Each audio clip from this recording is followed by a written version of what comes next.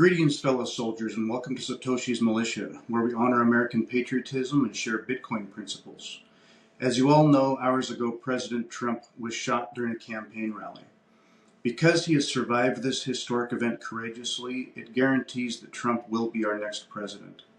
No matter what you think about Trump, throughout history, whenever a prominent leader threatens establishment structures, every effort is made by criminals in power to stop it. If efforts to character assassinate someone are unsuccessful, then efforts are made to physically assassinate them. This is simply American politics of the last 60 years. Most of our legacy fiat media are struggling to downplay the most recent assassination attempt. All we've heard so far is that violence should not be condoned and that some people may have done something. While such messaging is understandably kept tactful during new and emergent circumstances, be aware that the overarching operation here is to keep us all divided. Dividing, distracting, and conquering us has always been the big game. That said, any hope for preventing a cultural civil war now is over. I am anti-violence and anti-war and largely apolitical.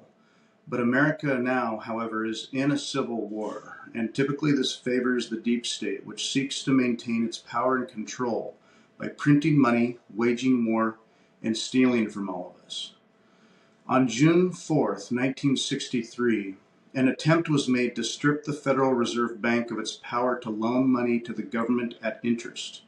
On that day, President John F. Kennedy signed an executive order that returned to the U.S. government the power to issue currency without going through the Federal Reserve.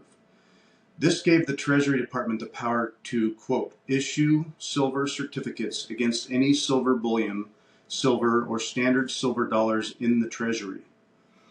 This meant that for every ounce of silver in the U.S. Treasury's vault, the government could introduce new money into circulation. Kennedy brought nearly $4.3 billion in United States notes into circulation, and the ramifications were enormous.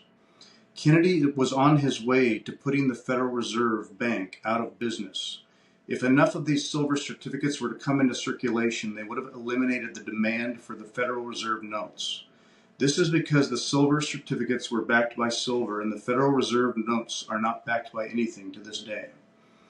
The executive order could have prevented the national debt from reaching current levels because it would have given the government the ability to repay its debt without going into the Federal Reserve and being loaned our own currency back to us through the central bank and being charged interest on this new money as it occurs today.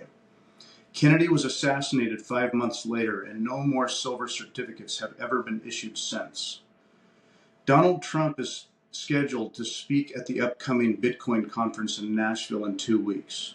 Bitcoin threatens the central banks and the criminals running this country, who steal from all of us through inflation and fund wars and war crimes throughout the world.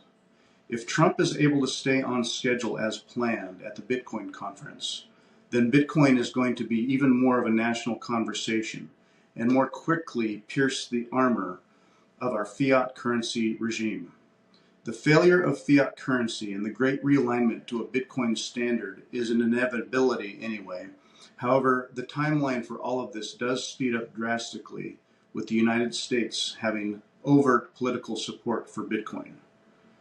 Thanks for joining us today, and I look forward to seeing you on our channel in the future.